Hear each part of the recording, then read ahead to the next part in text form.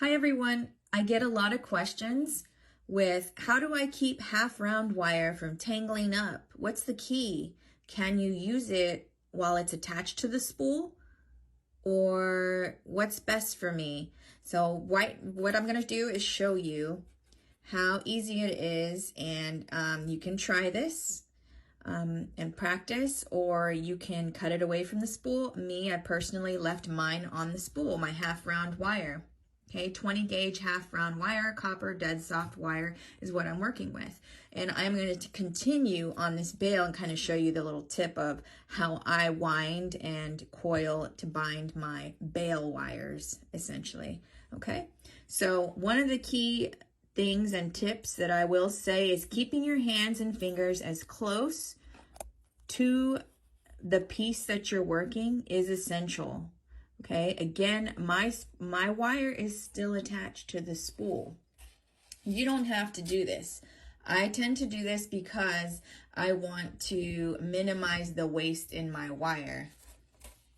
Okay, I'm going to minimize the waste that I have when I cut off, because I have a whole scrap box, okay, that I usually essentially use the little odds and ends pieces from time to time on different projects. So again, with my left hand, here's what I'm doing. I'm controlling binding 4 square wires with my half round wire.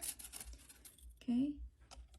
You see how my right thumb is controlling the wire, so I'm giving little to no room for error or flipping, crimping, twisting.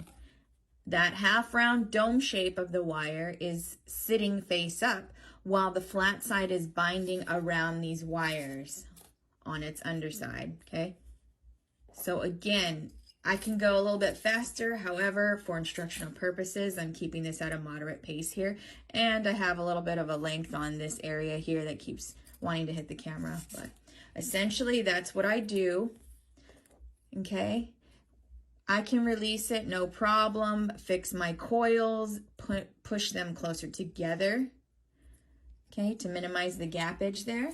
Fix it and carry on, okay? Some folks like to, like I said, they'll trim their piece, and, you know, I don't like to do that only because I've been doing this a while and I don't want to have a bunch or find out, hey, I cut it too short, you know. And making your bail is essential to the sizing, because you may want to change it out later if you're selling, reselling, or you're making a gift for someone and maybe they don't like the chain it comes with, or they want to put it on thicker chain. You know, the bail can be flexible that way. The larger you make it, as you know. See, my wires are over here tending to interfere with what I'm doing as I'm doing this. Not a big deal.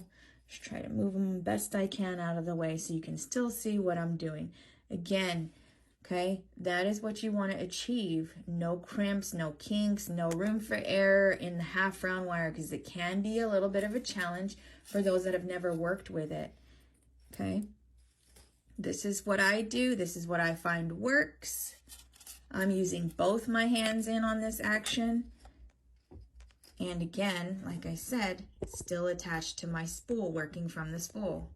Where I get my half round, just an FYI tidbit of information, is Rio Grande. They sell them in spools of 1 pound. I use a lot because I design and make custom orders, and I actually sell my items. Okay. All right, well, I hope this has helped someone. When you're done, you always want to finish anchoring. Here I have 4 wires, just another tip. You want to anchor around 1 wire at least, 1 to 2 wires. So essentially, if I have 4 I was binding together to finish my bail, I want to get it around at least 1 wire so that it's anchored, coiled, single coil around to finish, okay? And then you design accordingly. All right, I hope this helped you guys. You know where to find me. I am always here for more tips, how-tos. Thank you so much.